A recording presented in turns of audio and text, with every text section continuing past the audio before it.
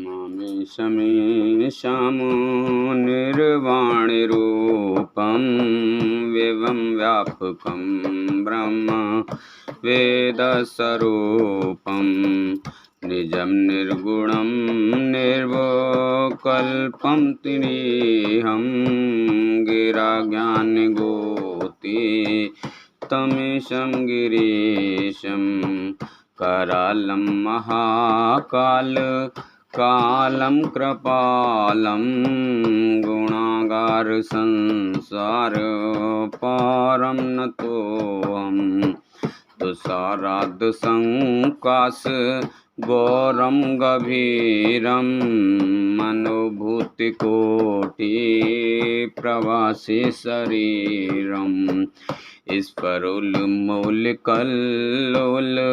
नीचार गंगा लसद्बाल बालेन्द्र कंठे भुजंगा शरत्कुण्डलं शुभ्रनेत्रं विशालं प्रसन्नामुनं नीलकण्ठं दयालम् इस चर्माम्बरं मुण्डमालं प्रियं शङ्करं सर्वनाथं भजामि प्रचण्डं प्रगष्टं प्रगल्लं परेशम् अखण्डम् अजं भानुकोटिप्रकाशं त्रिशूलनिर्मूलनं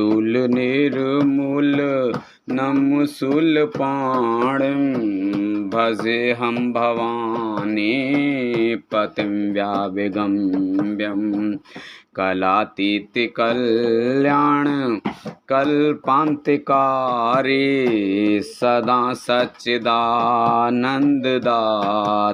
पुरारी आनंद संदोह मोहापहारी प्रसीद प्रसीद प्रभो मन्मथारी नयावद उमानाथ पादारविन्दं भजन्ति हलोके परे वा नारायणं न तावत्सुखं शान्ति संतापनाशं प्रसीद प्रभो सर्वभूतादिवासं न जानामि योगं जपं नैव पूजा न तोऽहं सदा सर्वदा संवितोऽव्यं जरा जन्म दुःख्यो घटातव्यमानं प्रभो पाहि आपं नमामि शम्भो रूपाय आपं नमामि शम्भो रुद्राष्टकं दे प्रोक्तं विपुणे हर्तुष्ये ये पठन्ति नरा भक्त्या तेषां शम्भो प्रसीदति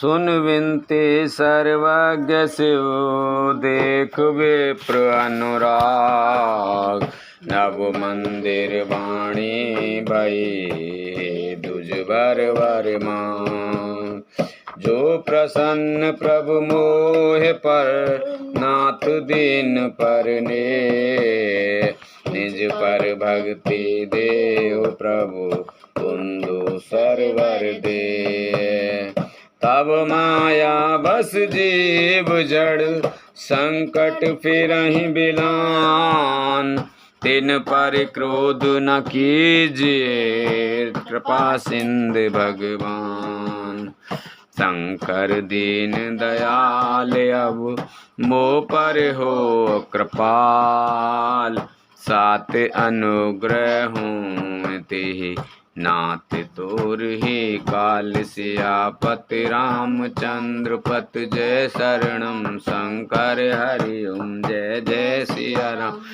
जय हनुमान हरि की जय मंगल भवन अमंगल हारी द्रवहु से दशरथ अजर बिहारी दीन दयाल बिरद संभारी हरहु नाथ मम संकट वारी। 12वां अध्याय दक्ष की तपस्या।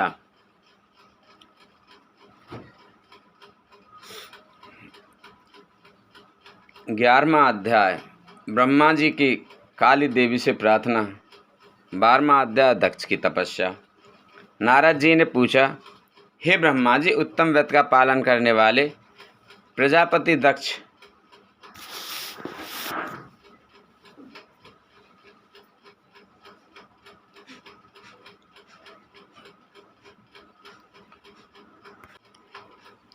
नारद जी ने पूछा, हे ब्रह्मा जी, उत्तम व्रत का पालन करने वाले प्रजापति दक्ष ने तपस्या करके देवी से कौन सा वरदान प्राप्त किया और वे किस प्रकार दक्ष की कन्या के रूप में जन्मी।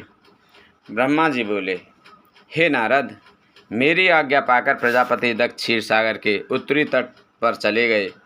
वे उसी तट पर बैठकर देवी उमा को अपनी पुत्री के रूप में प्राप्त करने के लिए उन्हें हृदय से स्मरण करते हुए तपस्या करने लगे। मन को एकाग्र कर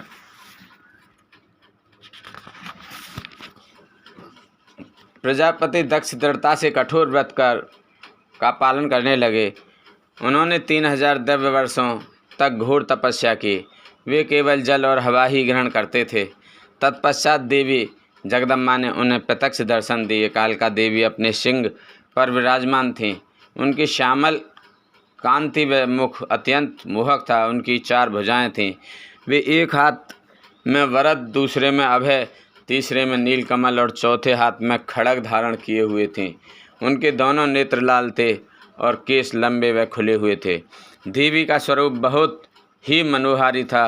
उत्तम आभा से प्रकाशित देवी को दक्ष और उनकी पत्नी ने श्रद्धापूर्वक नमस्कार किया। उन्होंने देवी की श्रद्धा भाव से स्तुति की। दक्ष बोले, हे जगदम्बा भवानी कालिका चंडके महेश्वरी, मैं आपको नमस्कार करता हूँ। मैं आपका बहुत आभारी हूँ जो अपने मुझे दर्शन दिए हैं। हे देवी, मुझ पर प्रसन्न होइए। ब्रह्मा जी ने कहा, हे नारद, देवी जगदम्बा ने स्वयं ही दक्ष के मन की इच्छा जान ली थी। वे बोली, दक्ष, मैं तुम्हारी तपस्या से बहुत प्रसन्न हूँ।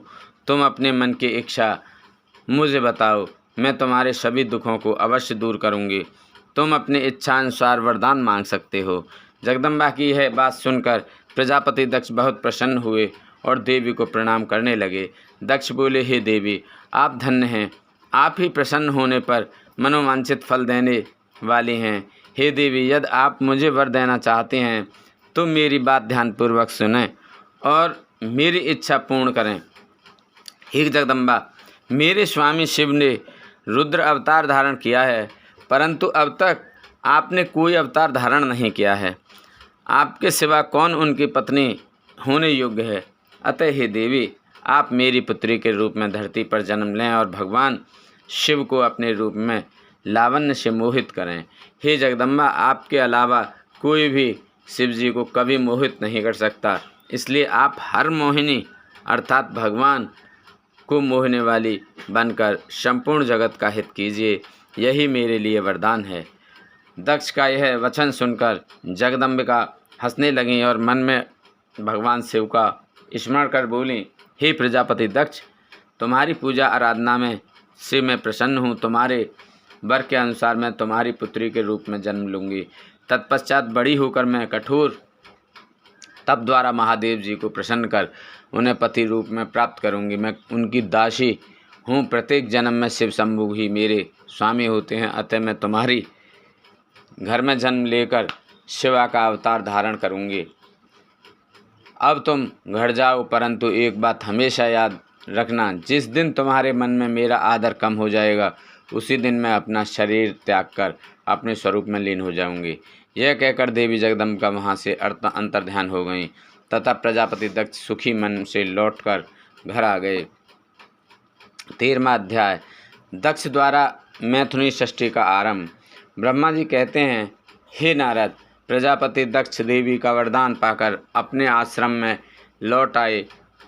मेरी आज्ञा पाकर प्रजापति दक्ष मानसिक दृष्टि से षष्ठी से की रचना करने लगे, परंतु फिर भी प्रजा की संख्या में वृद्धि होती न देखकर वे बहुत चिंतित हुए और मेरे पास आकर कहने लगे, हे प्रभु, मैंने जितने भी जीवों की रचना की है वे सभी उतने ही रह गए, अर्थात उनमें कोई भी वृद्धि नहीं हो पाई। हे तात, मुझे कृपा कर ऐसा कोई उपाय बताइए जिससे वे जीव अपने आप बढ़ने लगें।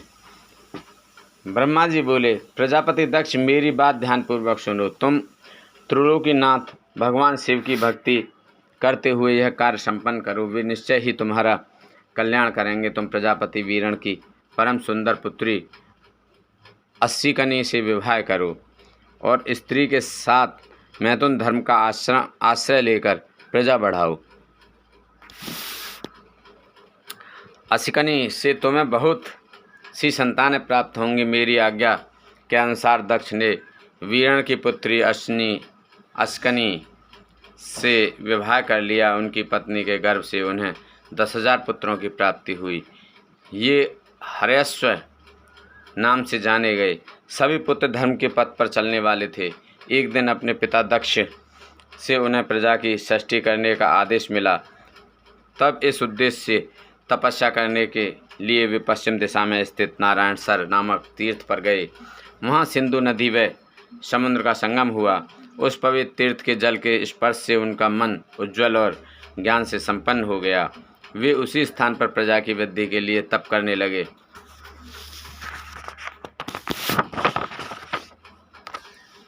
नारद इस बात को जानने के बाद तुम श्री हरि विष्णु की इच्छा से उनके पास गए और बोले, दक्ष पुत्र हर्यश्वगण, तुम पृथ्वी का अंत देखे बिना सृष्टि की रचना करने के लिए कैसे उद्यत हो गए।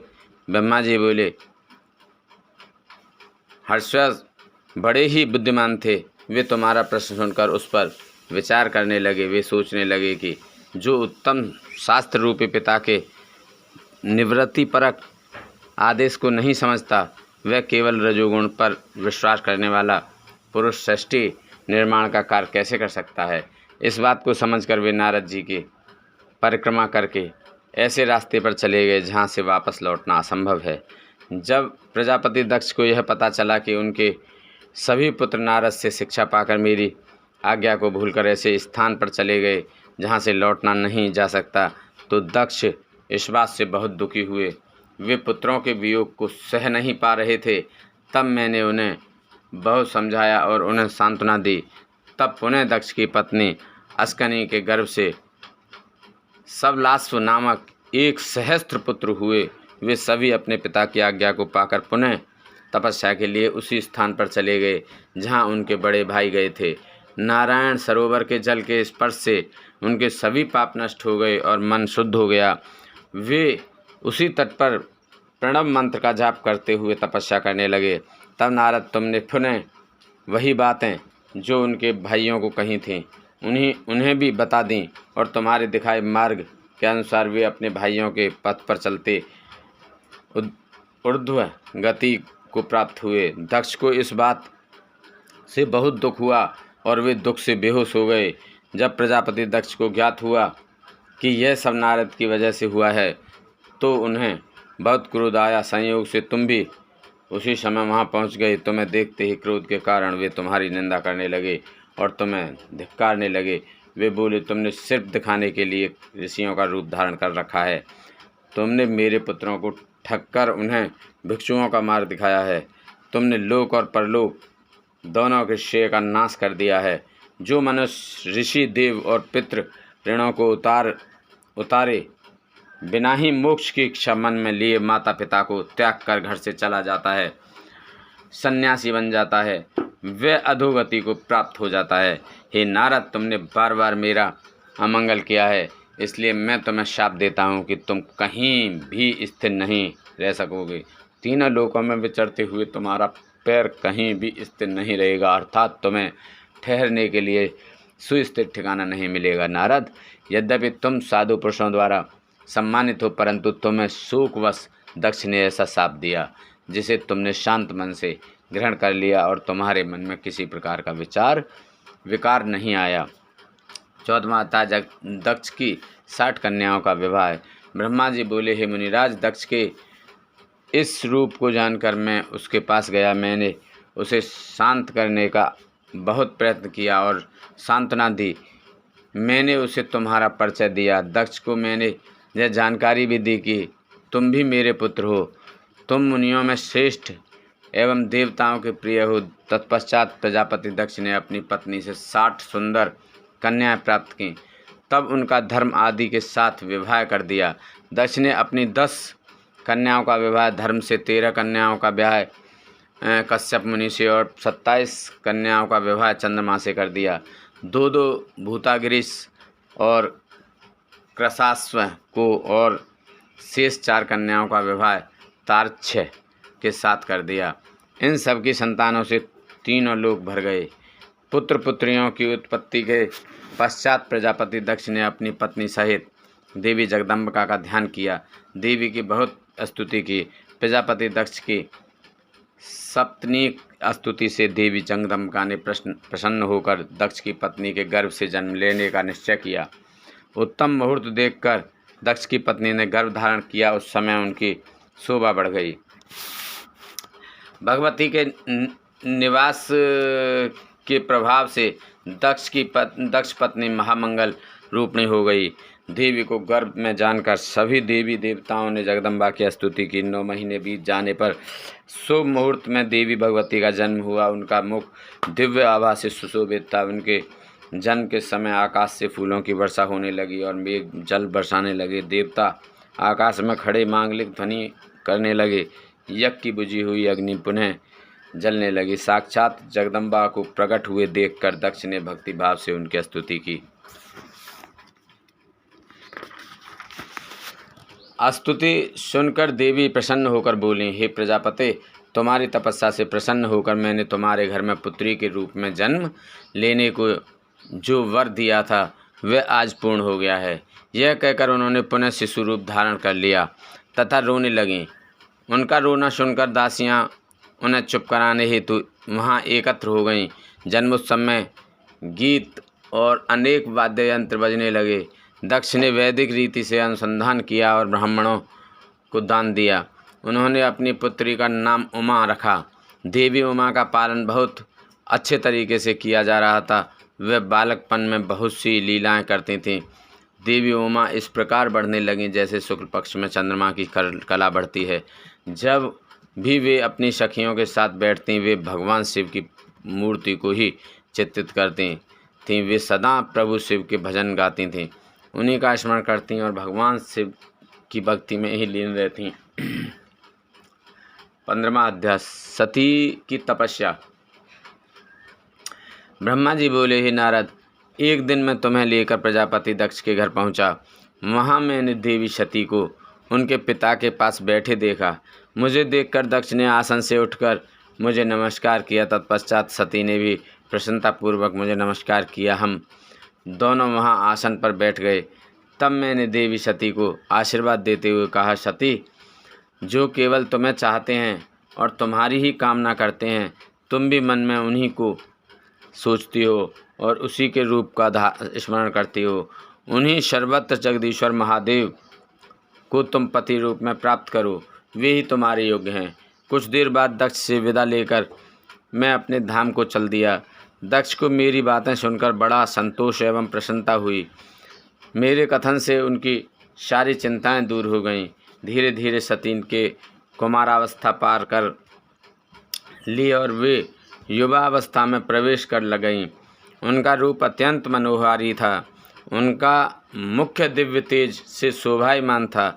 देवी सती को देखकर प्रजापति दक्ष की उनके विवाह की चिंता होने लगी। तब पिता के मन की बात जानकर देवी सती ने महादेव को पति रूप में पाने की इच्छा अपनी माता को बताई। उन्होंने अपनी माता से भगवान शंकर को प्रसन्न करने के लिए तपस्या करने की आज्ञा मांगी। उनकी माता ने आज्ञा देकर घर पर ही उनकी आराधना आरंभ करा दी। आश्विन मास में नंदा अर्थात पदपदा, षष्ठी और एकादशी तिथियों में उन्होंने भक्तिपूर्वक भगवान शिव का पूजन कर उन्हें गुड़, भात और नमक का भोग लगाया। वे नमस्कार किया। इसी प्रकार एक मास बीत गया। कार्तिक मास की चतुर्दशी को देवी सती ने मालपुओं और खीर से भगवान शिव को भोग लगाया और उनका निरंतर चिंतन करती रहीं। मार्गशीर्ष मास के कृष्ण पक्ष की अष्टमी को वे तिल और जौ और चावल से शिव जी की आराधना करती और घी का दीपक जलाती। पौष माह की शुक्ल पक्ष सप्तमी को पूरी रात जागरण कर सुबह खिचड़ी का भोग लगाती। माघ की पूर्णिमा की रात भर के शिव आराधना में लीन रहती और सुबह नदी में स्नान कर गीले वस्त्रों में ही पुनः पूजा करने बैठ जाती थीं। फाल्गुन मास के कृष्ण पक्ष की चतुर्दशी तिथि को जागरण कर शिव जी की विशेष पूजा करती थीं। उनका सारा समय शिव जी को समर्पित था। वे अपने दिन रात शिव जी के स्मरण में ही बिताती थीं। चैत्र मास के शुक्ल पक्ष की चतुर्दशी को वे ढाक के फूलों और दवनों से भगवान की पूजा करती थीं। वैशाख माह में वे सिर्फ तिलों को खाती थीं। वे नए जौ के भात से शिव पूजन करती थीं। ज्येष्ठ माह में वे भूखी रहती और वस्त्रों तथा भटकटैया के फूलों से शिव पूजन करती थीं। आषाढ़ मास के शुक्ल पक्ष की चतुर्दशी को वे काले वस्त्रों और भटकटैया से रुद्रदेव का पूजन करती थीं। श्रावण मास में यज्ञोपवीत वस्त्रों तथा कुश आदि से वे पूजन करती थीं। भाद्रपद मास में विभिन्न फूलों व फलों से वे शिव को प्रसन्न करने की कोशिश करती थीं। वे सिर्फ जल ही ग्रहण करती थीं। देवी सती हर समय भगवान शिव की आराधना में ही लीन रहती थीं। इस प्रकार उन्होंने दृढ़तापूर्वक नंदा व्रत को पूरा किया। व्रत पूरा करने के पश्चात वे शिव जी का ध्यान करने लगीं। वे निश्चित आसन में स्थित हो निरंतर शिव आराधना करती रहीं। हे नारद, देवी सती की इस अनन्य भक्ति और तपस्या को अपनी आँखों से देखने में विष्णु तथा अन्य सभी देवी देवता और ऋषि मुनि वहाँ गए। वहाँ सभी ने देवी सती को भक्तिपूर्वक नमस्कार किया और उनके सामने मस्तक झुकाए। सभी देवी देवताओं ने उनकी तपस्या को सराहा। तब सभी देवी देवता और ऋषि मुनि मेरे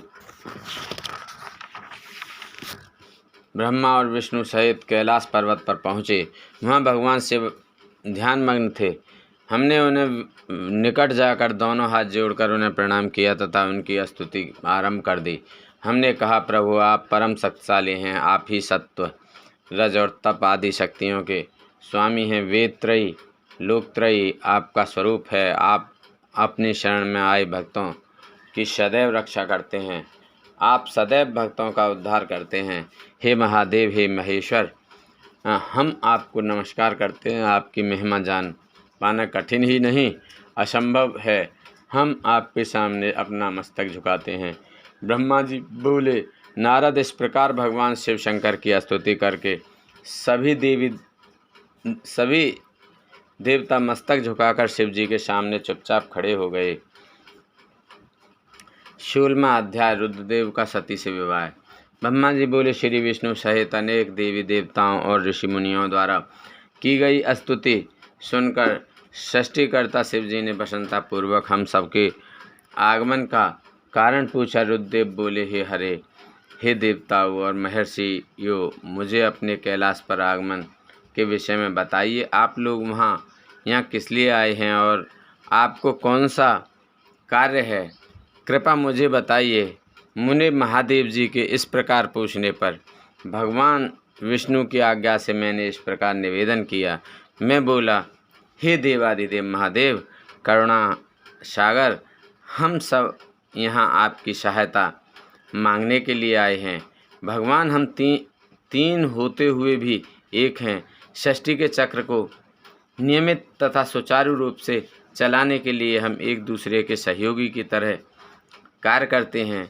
हम एक दूसरे के सहायक हैं। हम तीनों के परस्पर सहयोग के फलस्वरूप ही जगत के सभी कार्य संपन्न होंगे। महेश्वर, कुछ असुरों का वध आपके द्वारा, कुछ असुरों का वध मेरे द्वारा तथा कुछ असुरों का वध श्री हरि द्वारा निश्चित है। हे प्रभु, कुछ असुर आपके वीर द्वारा उत्पन्न पुत्र के द्वारा नष्ट होंगे।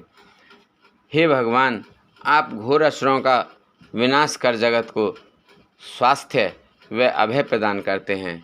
हे प्रभु, सृष्टि की रचना, पालन और संहार ये तीनों ही ही हमारे कार्य हैं। यदि हम अपने कार्य सही तरह से नहीं करेंगे तो हमारे अलग अलग शरीर धारण करने का कोई उद्देश्य नहीं रहेगा। हे देव, एक ही परमात्मा महेश्वर 3 स्वरूपों में अभिव्यक्त हुए हैं। वास्तव में शिव स्वतंत्र हैं। वे लीला के उद्देश्य से सृष्टि का कार्य करते हैं। भगवान विष्णु उनके बाएं अंग से प्रकट हुए हैं। मैं ब्रह्मा उनके दाएं अंग से प्रकट हुआ हूँ। रुद्रदेव उनके हृदय से प्रकट हुए हैं। इसलिए वे ही भगवान शिव का पूर्ण रूप हैं। उनकी आज्ञा के अनुसार मैं सृष्टि की रचना और विष्णु जी जगत का पालन करते हैं। हम अपना कार्य करते हुए विवाह कर सपत्नीक हो गए हैं। अतः आप भी विश्वहित के लिए परम सुंदरी को पत्नी के रूप में ग्रहण करें। हे महेश्वर, पूर्व काल में आपने शिव रूप में हमें एक बात कही थी। आपने कहा था, मेरा एक अवतार तुम्हारे ललाट से होगा जिसे रुद्र नाम से जाना जाएगा। तुम ब्रह्मा सृष्टिकर्ता होगे, भगवान विष्णु जगत का पालन करेंगे। मैं शिव सगुण रुद्र रूप संहार करने वाला होऊंगा। एक स्त्री के साथ विवाह करके लोक के कार्यों की सिद्धि करूंगा। हे महादेव, अब अपनी कही बात को पूरा कीजिए। हे प्रभु, आपके बिना हम दोनों अपना कार्य करने में समर्थ नहीं हैं। अतः प्रभु, आप ऐसी स्त्री को पत्नी रूप में धारण करें जो कि लोक हित के कार्य कर सके। भगवान, जिस प्रकार लक्ष्मी विष्णु की और सरस्वती मेरी सहधर्मिणी हैं, उसी प्रकार आप भी अपने जीवन साथी को स्वीकार कीजिए। मेरी यह बात सुनकर महादेव जी मुस्कुराने लगे और हमसे इस प्रकार बोले। उन्होंने कहा, हे ब्रह्मा, हे विष्णु, तुम मुझे सदा से अत्यंत प्रिय हो। तुम समस्त देवताओं में श्रेष्ठ तथा त्रिलोक के स्वामी हो, परंतु मेरे लिए विवाह करना उचित नहीं है। मैं सदैव तपस्या में लीन रहता हूँ। इस संसार से मैं सदा विरक्त रहता हूँ। मैं तो एक योगी हूँ जो सदैव निर्वृत्त के मार्ग पर चलता है। घर गृहस्थी से भला मेरा क्या काम। मैं तो सदैव आत्म रूप में हूँ जो माया से दूर है, जिसका शरीर अवधूत है, जो ज्ञानी आत्मा को जानने वाला और कामना से शून्य हो, भोगों से दूर रहता है, जो अविकारी है।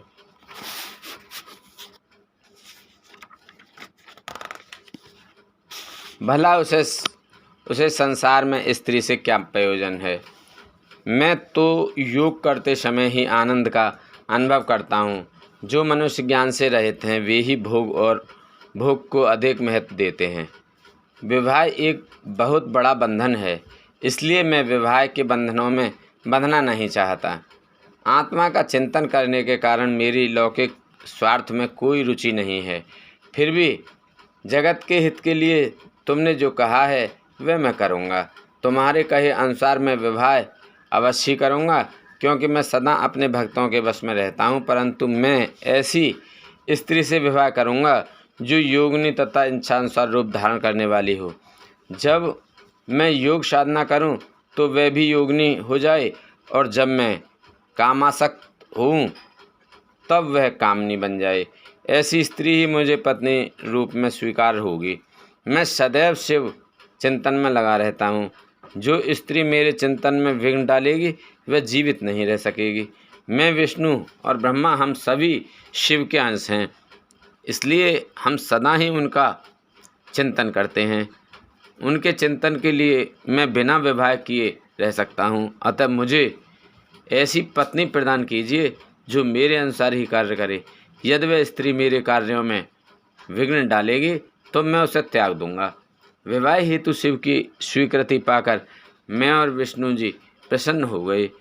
फिर मैं विनम्रतापूर्वक भगवान शिव से बोला, हे नाथ महेश्वर प्रभु, आपको जिस प्रकार की स्त्री की आवश्यकता है ऐसी ही स्त्री के विषय में सुनो। हे प्रभु, भगवान शिव की पत्नी उमा ही विभिन्न अवतार धारण करके पृथ्वी पर प्रकट होती हैं और सृष्टि के विभिन्न कार्यों को पूरा करने में अपना सहयोग प्रदान करती हैं। उन्हीं देवी उमा ने लक्ष्मी रूप धारण कर श्री हरि को वरा। सरस्वती रूप में वे मेरी अर्धांगिनी बनी। अब वही देवी लोकहित के लिए अपने तीसरे अवतार में अवतरित हुई हैं। उमा देवी प्रजापति दक्ष की कन्या के रूप में अवतार लेकर आपको पति रूप में पाने की इच्छा लिए घोर तपस्या कर रही हैं। उनका नाम देवी सती है। सती ही आपकी भार्या होने के का योग्य हैं। वे महातेजस्विनी ही आपकी को पति रूप में प्राप्त करेंगी। हे भगवान, आप उनकी कठोर तपस्या को पूर्ण करके उन्हें फलस्वरूप वरदान प्रदान कीजिए। उनका तपस्या का प्रयोजन आपको पति रूप में प्राप्त करना ही है। अतः प्रभु, आप देवी सती को की मनोकामनाओं को पूरा कीजिए। हम सभी देवी देवताओं की यही इच्छा है। हम आपके विवाह का उत्सव देखना चाहते हैं। आपका विवाह तीनों लोकों को सुख प्रदान करेगा तथा सभी के लिए मंगलमय होगा। तब भगवान शिव बोले, आप सबकी आज्ञा मेरे लिए सबसे ऊपर है, क्योंकि मैं सदैव अपने भक्तों के अधीन हूँ। आपकी इच्छानुसार मैं देवी सती द्वारा तपस्या पूरी कर उनसे विवाह अवश्य करूँगा। भगवान शिव की ये वचन सुनकर हम सभी बहुत प्रसन्न हुए और उनसे आज्ञा लेकर अपने अपने धाम को चले गए। 17वां अध्याय, सती को शिव से वर की प्राप्ति। ब्रह्मा जी कहते हैं, हे नारद,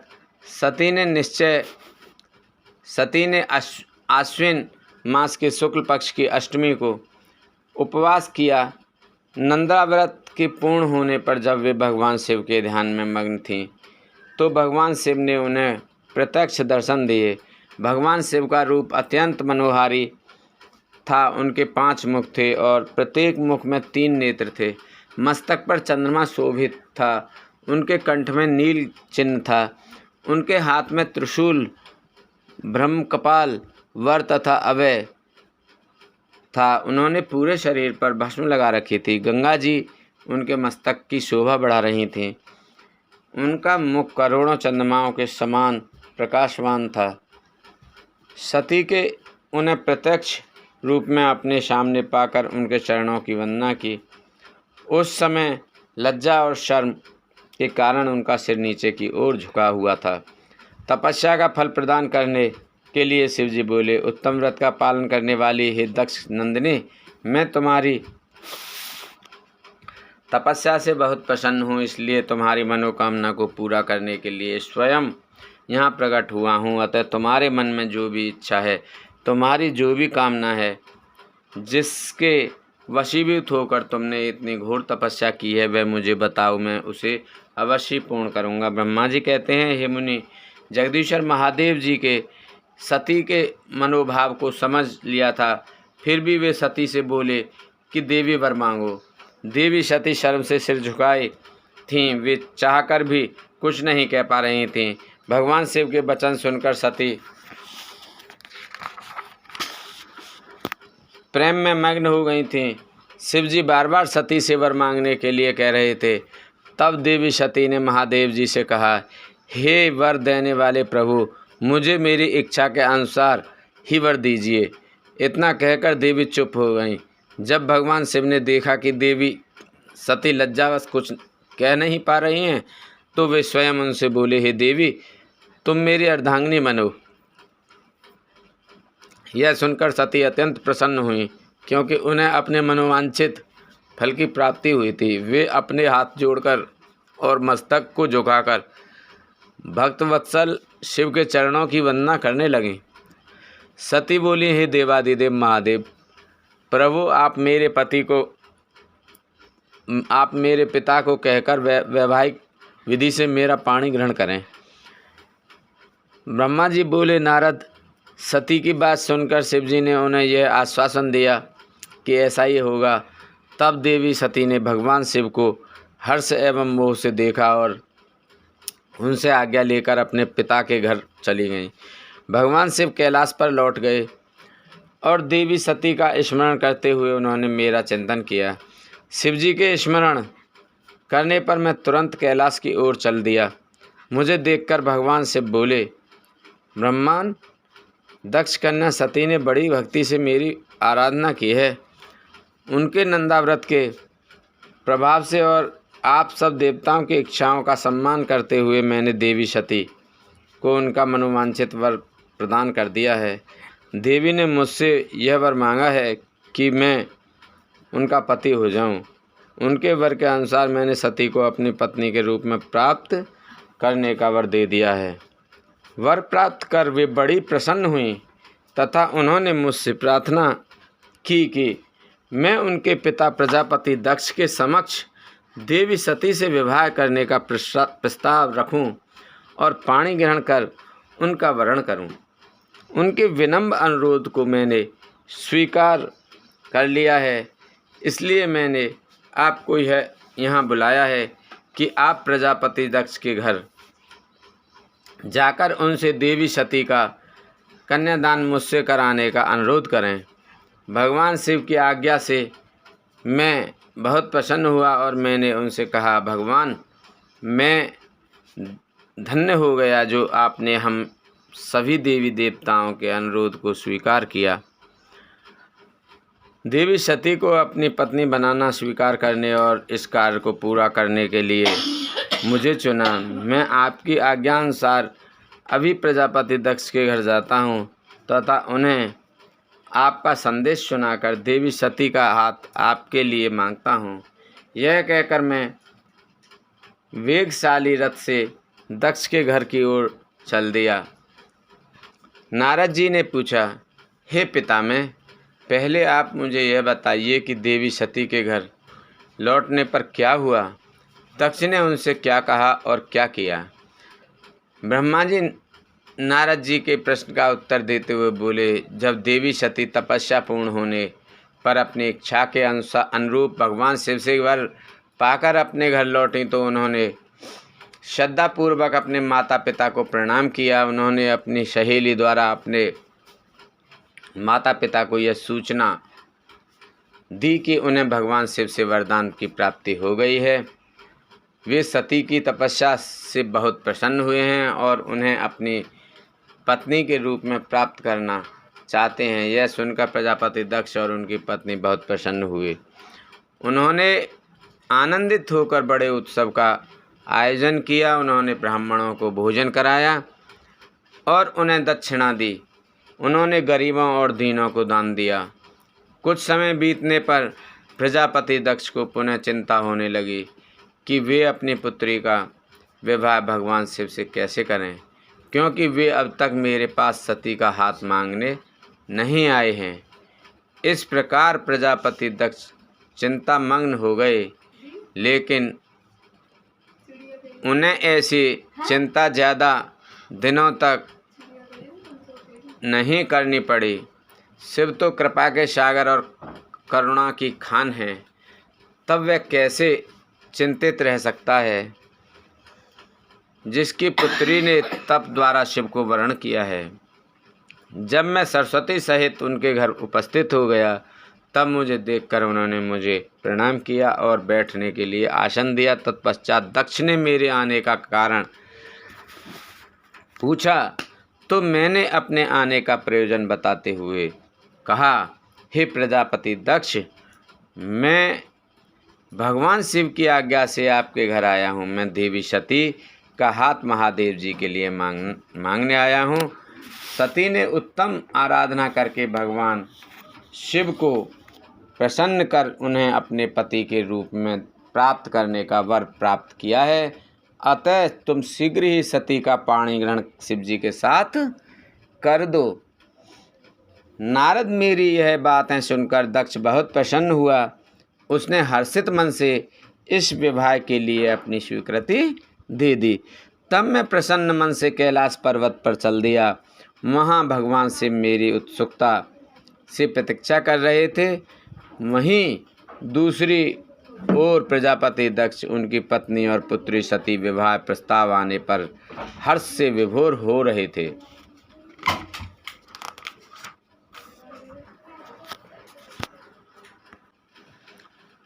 ओम जय शिव ओंकारा, स्वामी भज शिव ओंकारा।